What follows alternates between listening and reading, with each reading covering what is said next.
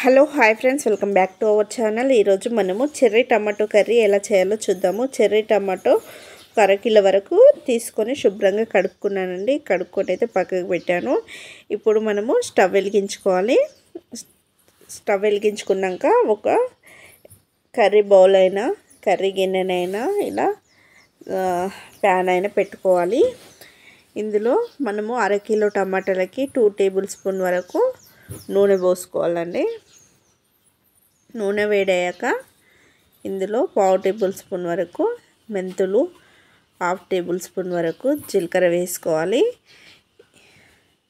జీలకర్ర మెంతులు వేగాక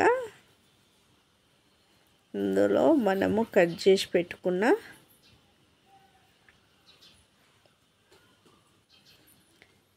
పచ్చిమిరపకాయలు, అలాగే ఉల్లిగడ్డలు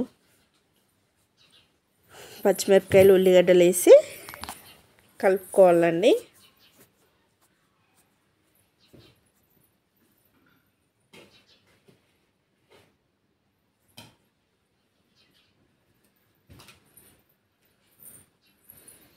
ఇలా పచ్చిమిరపకాయలు, ఉల్లిగడ్డలు కాస్త 1 నిమిషం పాటు వేగాక ఇందులో 2 రెమ్మలు కరివేపాకు, అలాగే కొంచెం అంతా కొత్తిమీర వేసుకోవాలి. కరివేపాకు, కొత్తిమీర వేసుకొని కలుపుకోవాలి.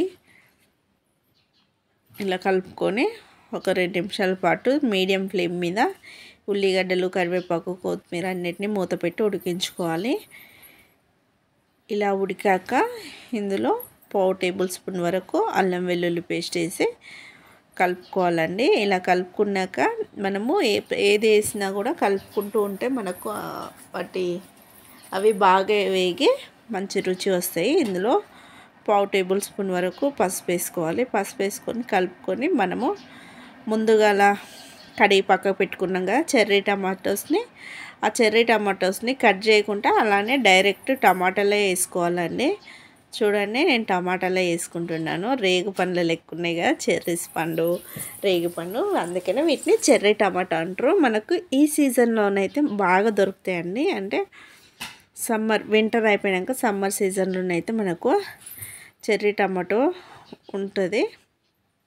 ఇందులో రుచికి సరిపడు ఉప్పు వేసుకొని కలుపుకొని మూత పెట్టుకోవాలి.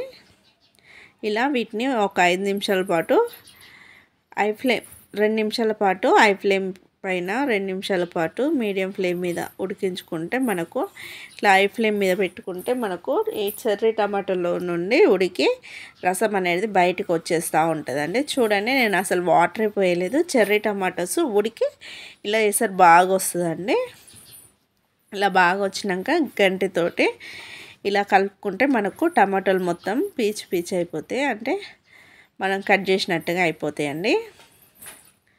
ఈ రసం అంతా మనకు బయటికి వెళ్ళిపోకుండా కట్ చేస్తేనేమో కింద పోతుంది. కట్ చేయకుండా ఇట్లా టమాటోస్ వేసి ఇలా నూనెలో ఫ్రై చేసుకొని ఉడికించుకుంటా అంటే మనకు టమాటోలో నుండి గుజ్జు వస్తుంది, రసం బాగా వస్తుంది, అలాగే టేస్ట్ కూడా చాలా బాగుంటుందండి. ఇలా బాగా కలుపుకున్నాక టమాటో బాగా ఉడికినాక రుచికి సరిపడు కారపొడి వేసుకోవాలి. రుచికి సరిపడి కారపొడి వేసుకొని ఒకసారి కలుపుకొని 1 నిమిషం పాటు కారాన్ని ఉడికించుకోవాలండి. ఇలా కారాన్ని 1 నిమిషం పాటు ఉడికినాక ఇందులో ఇంకా మనము కొన్ని వాటర్ పోసుకోవాలి.